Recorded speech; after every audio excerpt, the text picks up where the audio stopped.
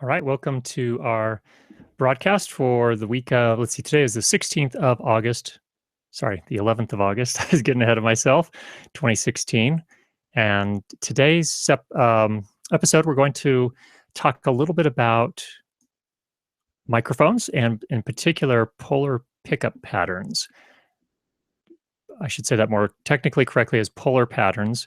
Sometimes they're referred to as pickup patterns. So, this is based on a couple of questions that we received, so let's jump right in. First of all, from Victor, we received the following question, and I will show this to you so you can see it. There we go. Could you explain a little more on the difference between a supercardioid and a hypercardioid microphone, and especially in what imagined case you would use them? I can tell the difference in polar pattern, but cannot imagine in what scenario I would use one over the other. Thanks. All right, that is a fine question, Victor, and let's show you here what my thinking is on that matter. I'm switching applications here so that I can show. Let's see here, where to go, where to go, where to go. Here it is. Okay, we have a couple of different polar patterns here for microphones. Here was a supercardioid that you're looking at right now. There's hypercardioid. There's a very subtle difference between the two.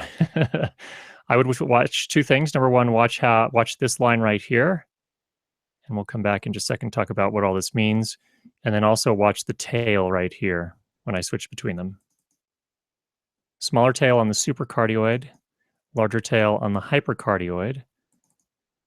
The pickup pattern on the front and sides is a little bit, this will pick up more on the sides. This is the supercardioid. Hypercardioid will pick up just a tiny bit less on the sides. But again, it's a trade-off because you're going to pick up more in the tail on a hypercardioid. So let's talk about what all this means. The 0 degree mark right here refers to the front of the microphone. So if you're looking at the diaphragm of the microphone, the part that you're supposed to talk into, this is where it's going to pick up the most. You can see the line represents that it's picking up pretty much everything at 0 degrees. And then as you go 90 degrees off axis, either way, you can see it doesn't pick up nearly as much. It right here is probably what, about 13 dB, minus 13 dB. So it picks up whatever's going to pick up on the side here, it picks up a lot less of it.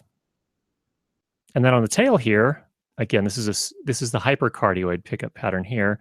On the back of the mic, or the part of the mic opposite the diaphragm, you can see it picks up about anything that's coming from this angle, right behind the microphone. It's going to attenuate it by about, I would say 7 or 8 dB. So that is what the pickup pattern, the polar pattern here diagram represents. And really the difference is pretty subtle between these two from a technical point of view. And of course, there's a continuum here. They're not if you buy a supercardioid pickup pattern mic, it'll be something like this, not exactly like this. And every mic has its own specification, its own polar pickup graph. So they're all going to be a little bit different. In terms of the differences, I would say that a hypercardioid is more likely to pick up room ambiance because the back of the microphone picks up a little bit more than on a supercardioid. So again, the difference is going to be pretty subtle. If you A/B them, that is to say you record the same thing with both of those mics and you switch back and forth between them to hear the difference, you can hear maybe a tiny bit of difference, but not an enormous difference. The main thing here is a supercardioid on the back of the microphone will attenuate the signal coming in that way about 10 dB. So generally, I would say that most filmmakers, the professional sound mixers and engineers, will generally choose a supercardioid over a hypercardioid because when they're using one of these, they are trying to get a very directional pickup, but they also don't want generally to pick up a lot of room ambiance. So technically, they're generally going to opt for a supercardioid, and you see that reflected in the microphones they use. Oftentimes, probably the most popular indoor supercardioid microphone amongst the professionals is the, let me make sure I get this right, Schoeps CMC MK41. So it's a Colette amplifier with the MK41 capsule. It has a supercardioid pickup pattern like this. So I would say that it's pretty rare for an engineer to have one of each of these in their kit, if you will. Usually they'll just have a supercardioid or a series of supercardioids. So glad you asked the question there, Victor. I hope that helps a little bit. So I would say you don't have to use both of them. Technically, my main indoor dialogue mic is a hypercardioid, mainly because that was the one I could afford, and it's pretty good. I would prefer if it picked up a little bit less room ambiance. It'd be nice.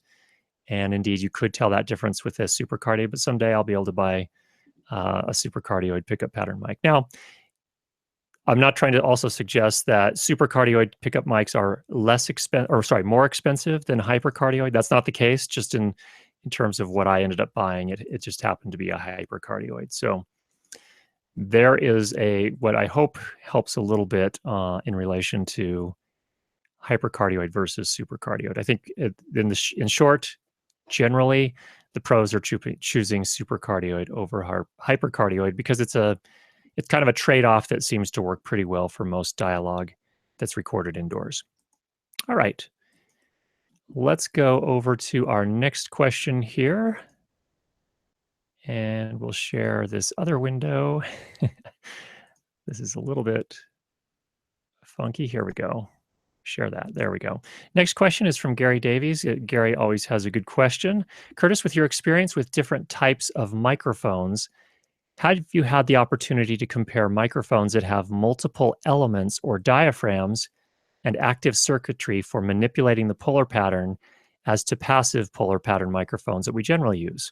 I notice some even have the option of changing the polar pattern. Indeed. Let's take a look at that. I've actually pulled up another window here. And let me just share that.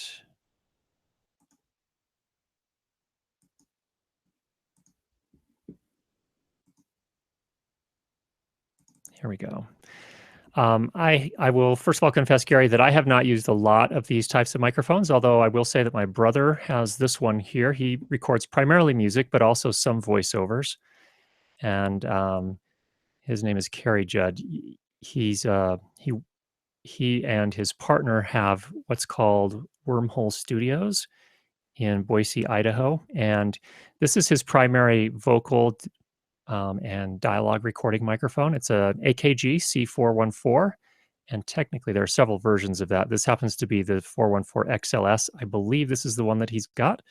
There are some other variations of this here, but you can see there is a little switch here that has multiple. In fact, if I zoom in a little bit more, you can see better. Has multiple pickup patterns. It has omnidirectional, wide cardioid, cardioid, supercardioid, and figure 8 pickup patterns. So it has all of those different options in one microphone. Those will each impart a different sound depending on the environment that you're in, and of course, by changing the polar pattern on the microphone. I have not used that feature extensively, so I can't really say what the difference is. I will say this, in filmmaking, most of the microphones don't have polar patterns that you can switch, but not a lot of them, but some of them have capsules that you can switch to different polar patterns. So for example, the Schoeps Colette, which I mentioned earlier, actually has multiple capsules that you can pair with the preamplifier of the microphone itself. And the most common one for filmmaking is the MK41, which happens to be a supercardioid polar pattern capsule. But they also have an omnidirectional capsule. They have a cardioid capsule. I believe they have a wide cardioid capsule. And they may even have a figure. No, I don't think they have a figure 8. I could be wrong on that. I'm not sure on that one. But they each have their, I guess they're different purposes. I'm not entirely, I don't do a lot of music recording and vocals for music recording, so I don't have that need. I know when I talked to my brother about it, I believe he said he almost always uses cardioid. So I don't know that there's a whole lot of utility to that for filmmaking, but those options that do exist out there. This is not a cheap mic, and most of those that I've seen that have switchable patterns are not cheap. This one, for example, is $1,074 US. It happens to be back ordered right now, so I'm sorry if you were planning to buy it right away. But they actually have several of them. In fact, if we go back here, there's a C414XL2. There are several varieties of this mic. Here's the XL2, but it also has the You can see it has the various polar patterns. So yeah, I apologize. I just simply don't have a whole lot of experience with that. And generally, this is a large diaphragm condenser mic, which is not something that's used a whole lot in production sound for film and video. Used more commonly for music or for voiceovers. And I, I guess in short, my thinking is that for film and video, there's just not as much need for that. I guess, or it's just, I don't know, maybe it's just not in vogue amongst those that record film, video. So, or sorry, sound for film or video. So I'm afraid I'm not much help on that. I apologize, Gary, for that. But again, my there are a few. I have actually seen a couple of. I should say this. I have seen a couple of lower end shotgun microphones, like the camera top shotgun microphones, which have started putting on different polar pickup patterns. I think Sennheiser announced one recently at the NAB show this last April, and I believe it has two pickup patterns. One is a much wider pickup pattern, so if you wanted to capture ambiance, you could do that.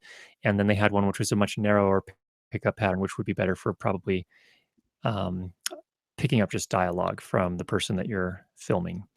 So I don't know, maybe we'll see more of those in the future, but for now we don't see too many of those. And how do they sound different? I think the main difference, of course, is the polar pattern, but they might also have different frequency responses in the different settings, the different polar pattern settings. So for example, if we come over here to AKG,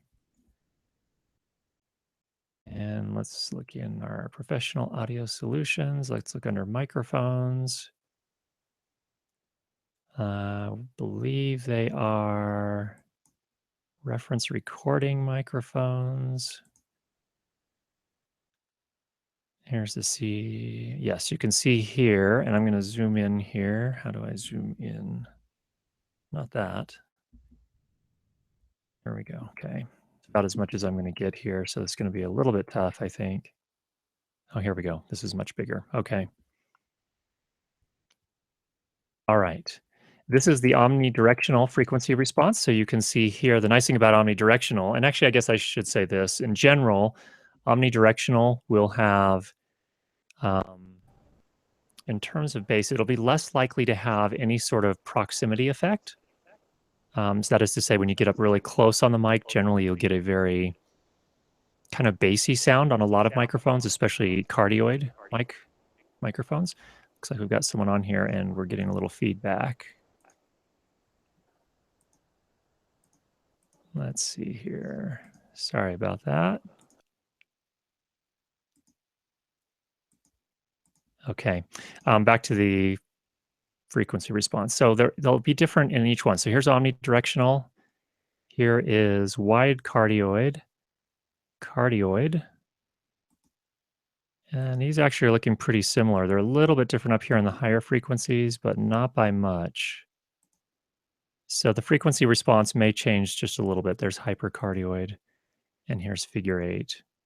So here, figure 8, there's definitely a deeper dip at about 1500 kilohertz, or sorry, yeah, 1500 hertz, I should say, excuse me. So yeah, they'll differ a little bit in terms of their overall sound, but they've done what looks like, if this chart is to be believed, and it's definitely been smooth, but I would say that they're not going to sound a whole ton different between the different types of polar patterns, but there is one example of that type of microphone. All right, I'll stop sharing that. Okay.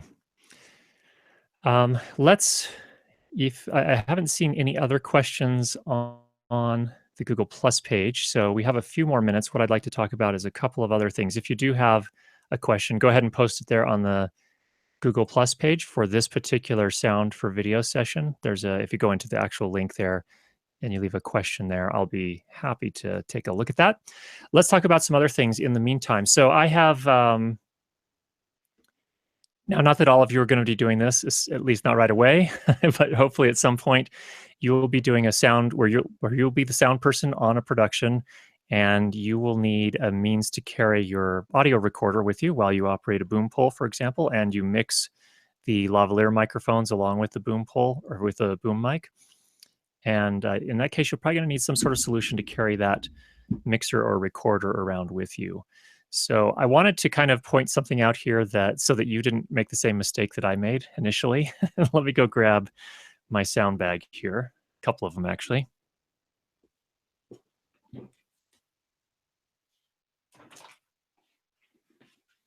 Okay. So this is the first one here, and this is a fantastic bag. It's not a cheap bag. There it is. It's an Orca OR34, and this is a pretty big bag, as you can see. And in fact, it's funny. Let me show you this, just for reference. That's the Zoom F8 in there. So it's practically swimming in this enormous bag. So that was my mistake. This is a lovely bag. Don't get me wrong. The Orca has been making bags for just a short time, actually, but they have come into the market and done an amazing job. These bags are amazing for sound mixers in a lot of different ways. But the big mistake I made was buying one that was way too big for the particular mixer I was using. And it's tough because a lot of times you don't have the benefit of having a professional sound house or, rental and sales house in your local area. So I live up near Park City, Utah, and we don't have any real, like bigger sound houses like they do out in Los Angeles and Hollywood. There's some big ones in Atlanta. I think Vancouver has one. New York has several. True Audio is a big one. Gotham Sound is another big one. There are others as well. And none of those are close to me, so I couldn't go look at them and see what they look like. But I can say that this bag was just way overkill for for my purposes. And the problem with that was that, and my thinking was, let's get something that I can grow into, that I can carry all my stuff, including all the lavalier microphones, all the expendable things that I need to bring, like tape and things to hide the lavalier microphones, be able to fit my microphone in there, cables in there, headphones, etc., and so on and so forth. But that was a lesson that I learned the hard way. You don't really want a bag that's so big that it hurts to carry it around and to boom a microphone with. You really need something that's small, that carries just the essentials, and then you need to have a separate bag to carry all the stuff that you're just going to use to carry the stuff to the gig. Once you get all set up, you'll leave that bag somewhere safe, whether that's your car or hidden away somewhere else in the venue or the location. But then when you're booming, you'll have just exactly what you need in the bag to do the recording and nothing more. And your back will thank you, your shoulders will thank you, and you'll do a better job, and you won't be so exhausted, and you won't be dipping the boom microphone into the frame and things of that nature. So this is what I have now instead.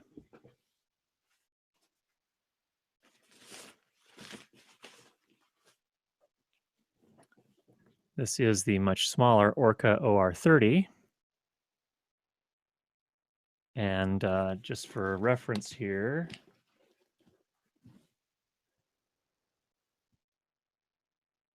can see it fits my Sound Devices 633 just about perfectly, kind of like a glove. Nothing that you don't need. So that's the first lesson here. The second thing about sound bags, if you are at a point where you need to look at one, these are expensive. And I totally understand that, and many of us don't have the budget to purchase those. So I'm not necessarily saying you have to go out and buy one of these by any means. I'm just kind of giving you some background, so someday when you are in a position here, you'll understand the workflow with these. But these bags do some things that are pretty amazing. And by the way, they